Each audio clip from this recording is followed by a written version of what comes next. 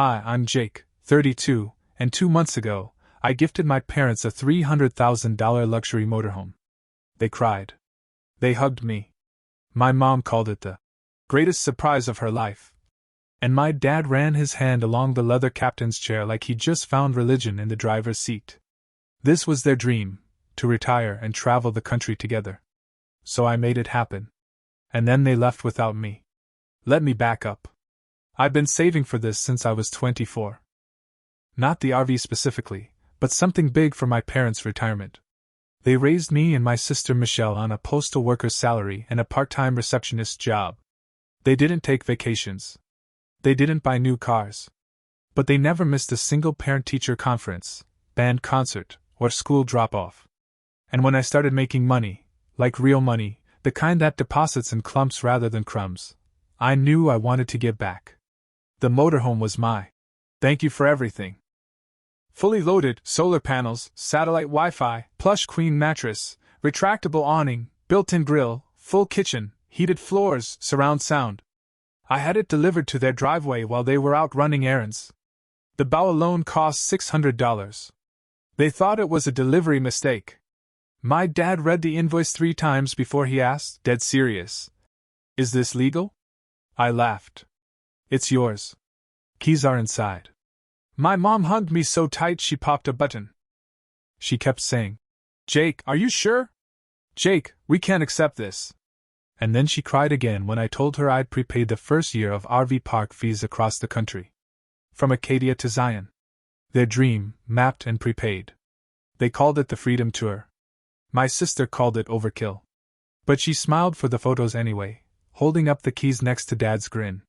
It was the only time in my life I saw both of them speechless at once. We agreed I'd join them for the first leg, Maine to Virginia. 1 week of campfires, hiking, and cheesy roadside attractions. I flew back home that night to pack and handle a work thing. I was set to return in 4 days for our departure. On the morning of day 4 I landed, grabbed my bag, and called a rideshare to their house. The driveway was empty. The RV was gone. I stood there for a full 2 minutes thinking, did they take it to the store? The mechanic? A test drive? Then I walked inside and froze. My room. My childhood bedroom, the one with the glow-in-the-dark stars on the ceiling, the dusty lava lamp, the closet I'd never quite cleared out. Completely empty. Not cleaned up empty. I mean vacuum lines on the carpet, walls stripped, closet door open with one of those scent beads things dangling from the shelf like a taunt. I called my mom. No answer. I called my dad. Straight to voicemail. So I texted the family group chat. "Hey. I'm home. Where's the RV?" 10 minutes later Michelle replied. "Check my Insta story." So I did. And there they were, my parents. On the road. Already in North Carolina. Matching t-shirts. Holding iced coffees. Michelle in the middle, smiling like she was running for office. Caption: Freedom Tour begins. Can't believe this is real. No mention of me. No tag. No joke. I zoomed in on the photo. Behind my mom's head, in the reflection of the RV's side mirror, was a crumpled box. A moving box. With my name written on it in Sharpie.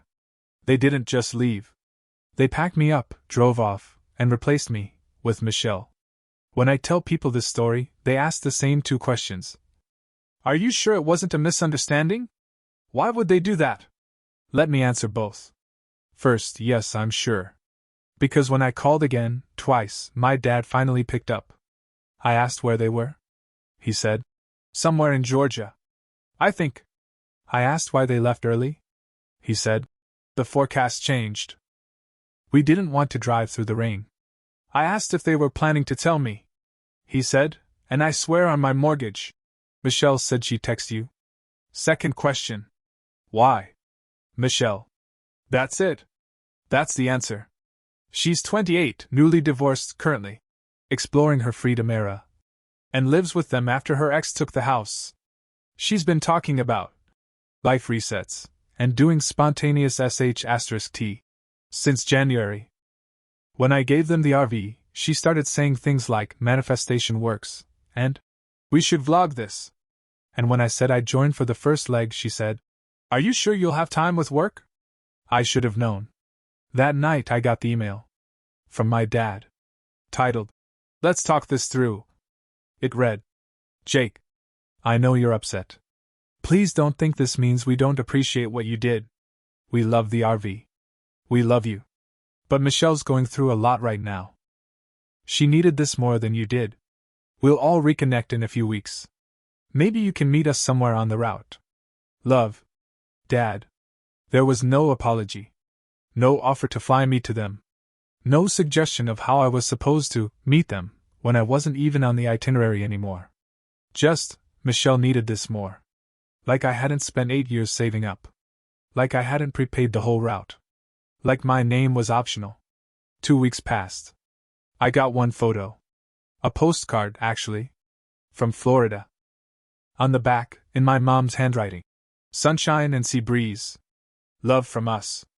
No mention of me. Not, "We miss you." Not, "Wish you were here." Just, us. I didn't know whether to laugh or cry. Then came the real kicker. Michelle went viral. I opened TikTok, and there she was, front seat of the RV, filming my dad driving while my mom danced to Fleetwood Mac in the back. Caption: POV, your parents sell their house and hit the road for their dream retirement. And take their favorite child instead. The comments? Brutal. Not the golden child stealing the RV. Is this the plot of a Netflix drama? Your brother is punching air right now. They weren't wrong. I was. Hard. And what I did next, well, I guess that's when everything started to unravel. I didn't respond to the postcard. I didn't comment on the TikTok, or text my mom, or tell Michelle what she could do with her favorite child joke. I sat on it. For 2 weeks. And I stewed. And in that time, I learned something important. If you prepay for an RV trip across America through a third-party luxury concierge service, like the one I used, they assign a coordinator. A real human. A very nice woman named Stacy, who emailed me updates about campsite bookings, maintenance check-ins, and the Freedom Tour progress summary. Turns out, Stacy didn't know I'd been booted. Turns out, Stacy was still CCing me on everything. So I replied, "Hey Stacy. Quick change. I'm no longer joining the trip. But would love to track how things are going. Any issues? Jake." She responded, "Hi Jake. So sorry to hear you're not on the road with them. Your parents and sister seem to be having a blast. Only minor hiccups so far. Your dad forgot to refill the propane in Tallahassee, and they had to skip hot breakfast that day. Michelle posted about it. Funny stuff. Let me know if you'd like a copy of the trip logs or fuel receipts." Stacy. Fuel receipts? Trip logs? My eyebrows lifted. I replied casually, "That'd be great. Just trying to keep a full picture of costs." "Thanks." She sent me a spreadsheet. And this, right here, is where things shifted. Because that spreadsheet? It showed something I didn't know. They hadn't just left early. They rerouted the trip. Skipped Maine. Skipped Boston. Skipped half the East Coast. And instead, they detoured through Delaware, where Michelle's ex-husband lives.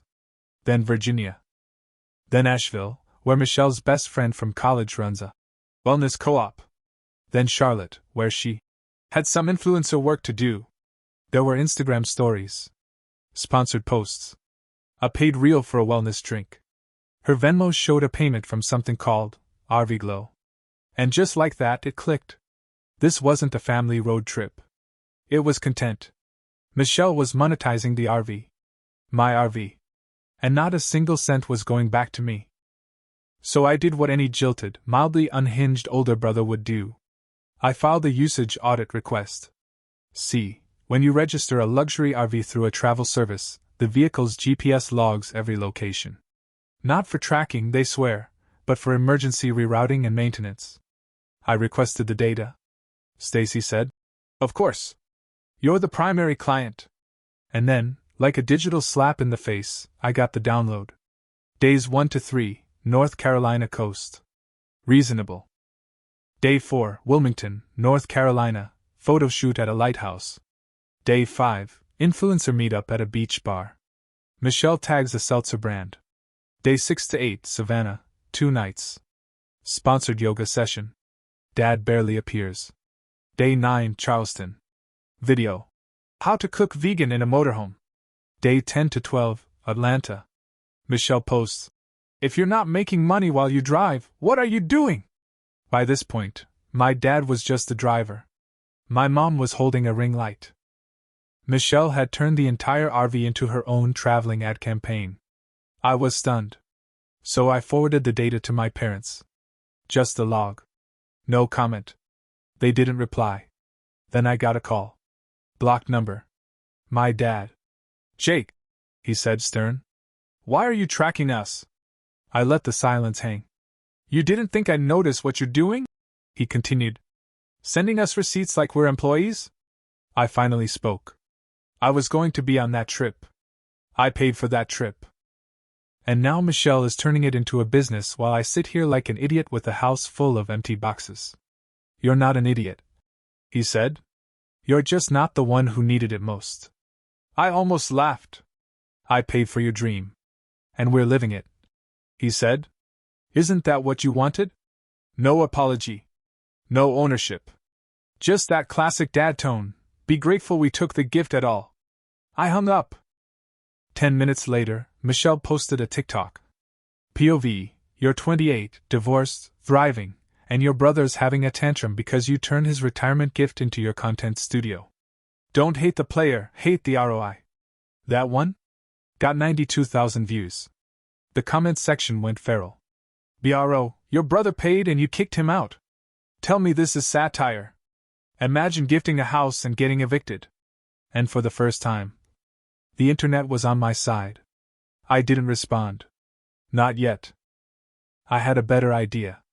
Because Michelle had monetized my gift. And thanks to Stacy, I had the paperwork. And what happens next? Well, let's just say the Freedom Tour got a surprise pit stop. This is where things get messy. See, up until this point, I'd been passive. Hurt. Humiliated, yeah, but mostly quiet. But then I talked to Stacy again. And I learned something interesting. The RV wasn't just in my name. It was in my business's name. I run a small tech consultancy.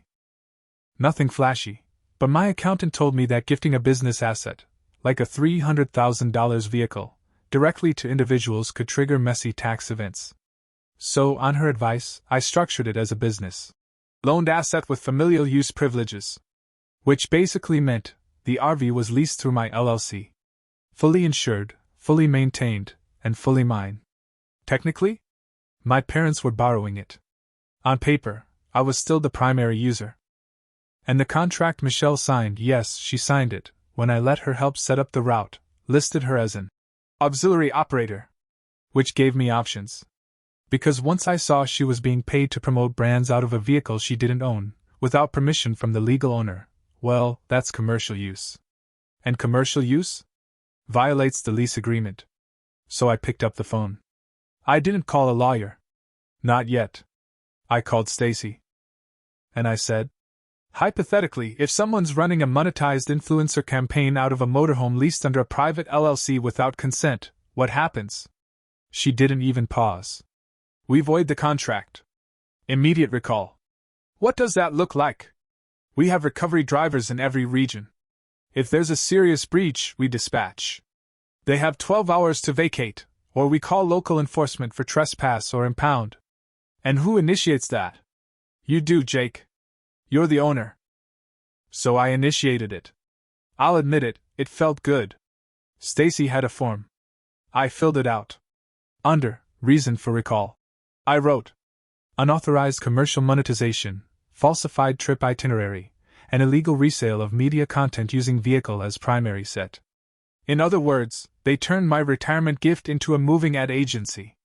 Within 24 hours, a driver named Evan was on the road. Michelle had no idea. I didn't want it to go viral. That wasn't the goal. But Evan? Evan had a dashcam. And Evan was a character. I didn't know he uploaded recovery stories to YouTube under the name The Recall Guy. And 3 days after he intercepted the RV in Austin, Texas, he posted a video titled, "I had to repossess a $300,000 motorhome from an influencer who stole it from her brother," she cried. It hit 300,000 views in 48 hours. Let me tell you how the recovery went down. They were parked at a campground. Michelle had just gone live doing a sponsored makeup unboxing in the kitchenette. My dad was grilling outside. My mom was setting out plates. Evan rolled up in a branded SUV. Walked right up. Camera running. Knocked on the door. Michelle opened it, saw the badge on his vest, and said, "Can I help you?" And Evan, with the confidence of a man who's repossessed luxury catamarans in Miami, said, "Are you Michelle? I'm here on behalf of the vehicle owner. This RV is being recalled for commercial misuse. You have 30 minutes to collect your personal belongings." Michelle started yelling. My dad stormed over. My mom tried to play nice. But Evan wasn't fazed. He showed them the paperwork. The clause Michelle initialed. The log of her sponsored content. The 6 brands that tagged her in monetized posts. They didn't have a leg to stand on. And the cherry on top? The final TikTok Michelle had posted the day before. Why rent an apartment when your brother buys you a mansion on wheels? Evan played that clip back for them. On his phone. My dad went red. Michelle screamed. "He said it was a gift." To which Evan said, "Then why is your name not on the registration?" They packed up in 22 minutes. Evan towed the RV to a secure lot. The Freedom Tour? Cancelled. 3 hours later, I got the call. My mom. Tears. Panic. Confusion. "Jake, honey, what's going on? A man came and took the RV. He said you reported us. Is this a mistake?" "No," I said. "It's a boundary." Silence. Then, "But we're stranded. You've got phones. Credit cards. A daughter with 90,000 followers. You'll figure it out." And I hung up. That night, Michelle posted a black screen on Instagram. Never trust people with conditional generosity. Some gifts come with strings. Some brothers are snakes. She turned off comments. But the damage was done. The original Recall Guy video had gone viral. People found her TikToks. Screen recorded everything. The internet flipped on her like a switch. Even her brand partners backed out. One posted, "We were unaware of the circumstances surrounding the RV. This does not align with our values." By the end of the week, Michelle deleted every video. My parents went quiet. And the RV? It sat in a climate-controlled garage in Dallas. Alone. Until I figured out what to do with it. The RV sat in that storage lot like a monument to betrayal. It was pristine. Untouched. Like nothing had happened, no sponsored kombucha ads in the fridge, no influencer tears soaked into the upholstery. Just a $300,000 mobile palace sitting in silence. And I didn't know what to do with it. Part of me wanted to sell it. Be done. Take the money, delete every group chat with my family, and go off-grid like a man with a podcast and a grudge. But another part of me, smaller, pettier, wanted to drive it myself. To take the Freedom Tour alone. To sit behind the wheel in my hoodie and sunglasses and narrate every stop with captions like, "POV, you gifted your parents their dream retirement and got replaced by a TikTok campaign. Day 4, no golden child, just golden silence." But I didn't do either. Instead, I did what I do best, spreadsheets. I made a list of every city they'd skipped. Every national park Michelle deemed boring or low content. Every place I actually wanted to see. And I made a new itinerary. Then I called Stacy. "Can we restart the Freedom Tour?" I asked. She paused. "For you?" "Yes," I said. "Just me. No vlogging. No sponsored smoothies. Just peace." She laughed. "Jake, I've been waiting for you to say that." I took 2 weeks off work. Packed a bag. Flew to Dallas. And the moment I stepped into the RV, my RV, alone, keys in hand, engine humming under my fingertips, I didn't feel triumphant. I felt righted. Like the scale had tipped back to 0. I hit the road the next morning. Stopped at the Grand Canyon. Ate gas station peanuts by a canyon that could swallow every petty fight I'd ever had. Slept in the Mojave Desert under a sky so full of stars I wanted to apologize to every younger version of me that thought love had to be earned with gifts. I made it to Utah by day 6. Camped in Zion. Went hiking alone, no phones, no filters, no Michelle narrating over Fleetwood Mac. And on day 7, in the middle of nowhere, I saw a postcard stand. I stopped. Stared at it. Then I bought 3. One for each of them. On the back of the first I wrote, "Hey Mom. Zion is beautiful. Real quiet without the content creator crew. Hope you're well." Second, "Dad, propane tank full. You're welcome." Third, "Michelle, no followers on this trail. Just me. And it's glorious." I mailed them all from a gas station in Hurricane, Utah. Didn't expect a response.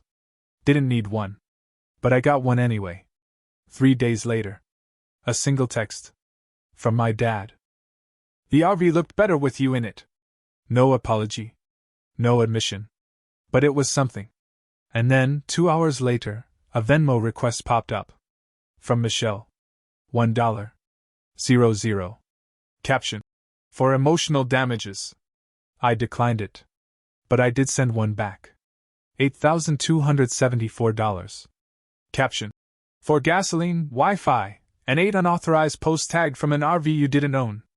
Itemized invoice available upon request." She never responded. But she did remove "Nomadic Content Curator" from her Instagram bio. So, progress. I wrapped the solo freedom tour 2 weeks later. Pulled back into Dallas with 2,400 miles of silence behind me, and just enough clarity to know what had to happen next. I called a lawyer. Transferred the RV title out of my LLC. And donated it to a veterans organization that turns luxury motorhomes into transitional housing for retired service members. They called it a miracle on wheels. I just called it closure. A month later, I got a group text from my mom. "Family dinner this Sunday. Roast chicken. No phones. Come if you can."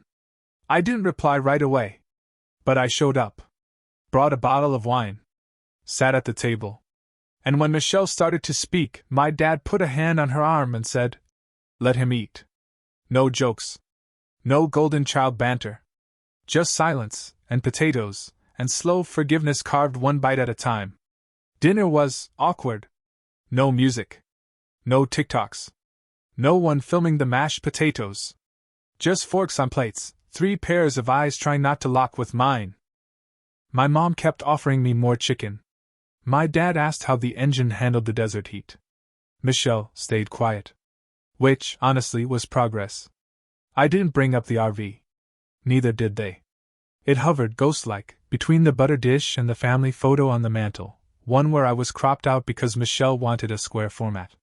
Eventually, I stood to leave. My mom walked me to the door. As I reached for my jacket, she said, "We didn't mean to hurt you." We just didn't know how to say no to her. I nodded.